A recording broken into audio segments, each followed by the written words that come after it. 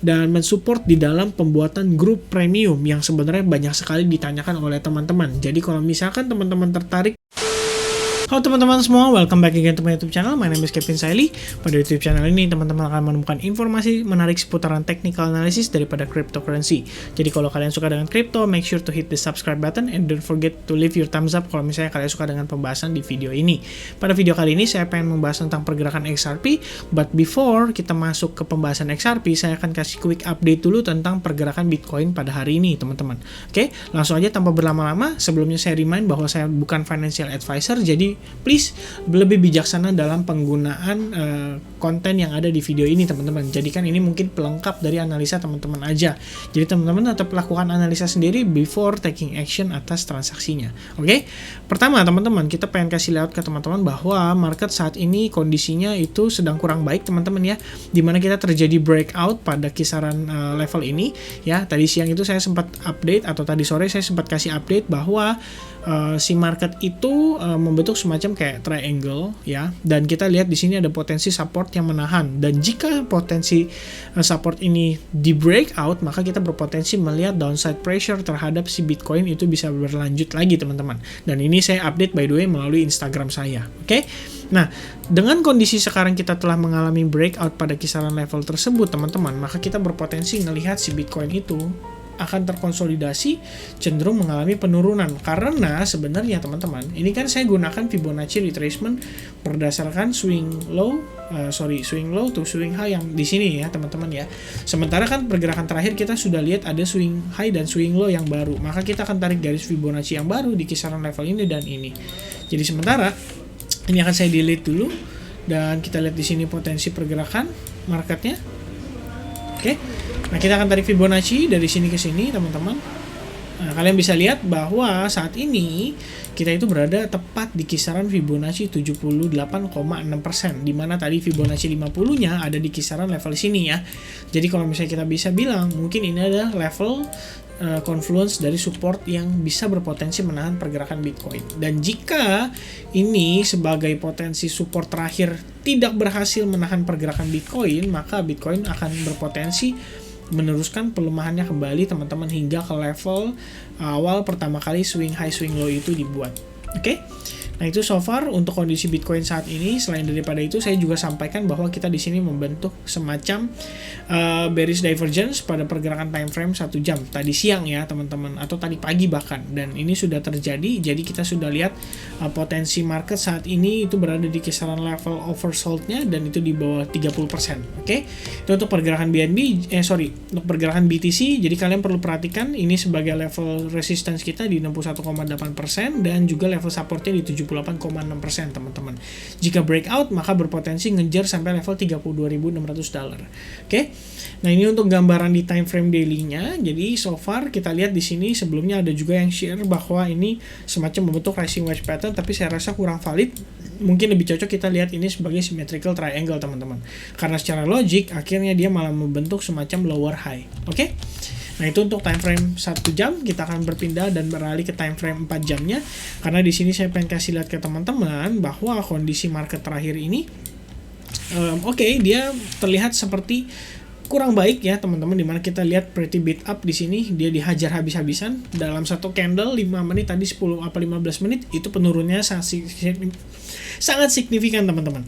Oke, by the way di sini ada potensi dia membentuk semacam hidden divergence, di mana hidden divergence ini kalian bisa lihat jika berdasarkan Google atau berdasarkan berbagai macam teori di sini menunjukkan bahwa adanya potensi market itu kembali bullish, teman-teman ya.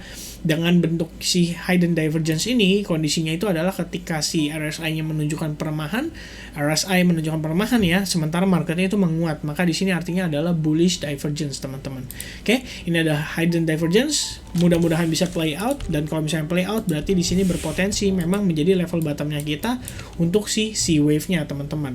Nah, untuk risk-nya sendiri, teman-teman perlu perhatikan beberapa hal. Pertama, falling wedge pattern ini saya bisa katakan tidak valid karena kita kembali lagi ke dalam, jadi ada kemungkinan either kita geser seperti ini, maka di sini masih bermain di dalam falling wedge pattern sekaligus di bawah level exponential moving average yang 21 teman-teman. Dimana kalau di time frame daily, level Fibonacci kita saat ini berada di kisaran level $33.431 untuk Fibonacci 61,8% dari swing high to swing low yang di sini, teman-teman ya.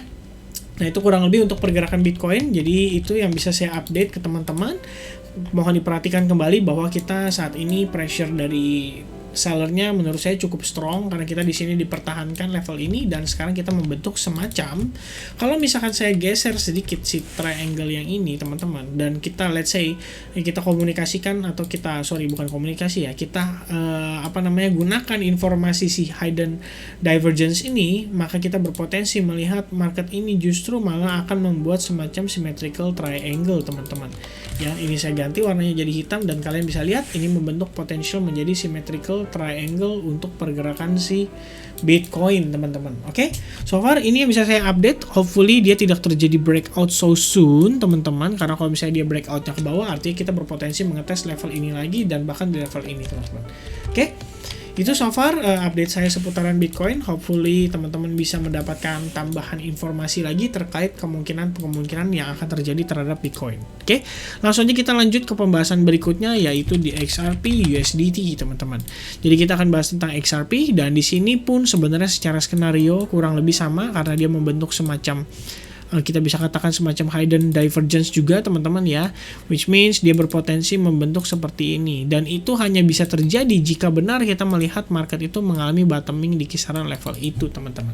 Oke, nah secara time frame daily sebelum saya lanjut, ini saya kasih gambaran dulu teman-teman. Jadi kita di sini mungkin akan terkonsolidasi dan cenderung mengalami penurunan teman-teman. Kenapa demikian? Karena kalau misalkan secara time frame daily sebenarnya kita itu sedang dekat-dekatnya dengan si exponential moving average 21 teman-teman. Dan itulah merupakan satu kondisi yang harus kita antisipasi terhadap pergerakan si XRP teman-teman ya. Jadi selain daripada itu, kalian juga bisa lihat di sini ketika kita gunakan Fibonacci retracement dari swing low to recent swing high-nya, kalian bisa lihat di sini bahwa kita berpotensi bermain di kisaran Fibonacci 50% teman-teman ya untuk pergerakan si XRP saat ini. Jadi as long as dia masih bertahan, maka kita berpotensi melihat dia tersideways, cenderung tertahan juga sama si exponential moving average 21 ini ya teman-teman ya, dan 34 serta kawan-kawannya.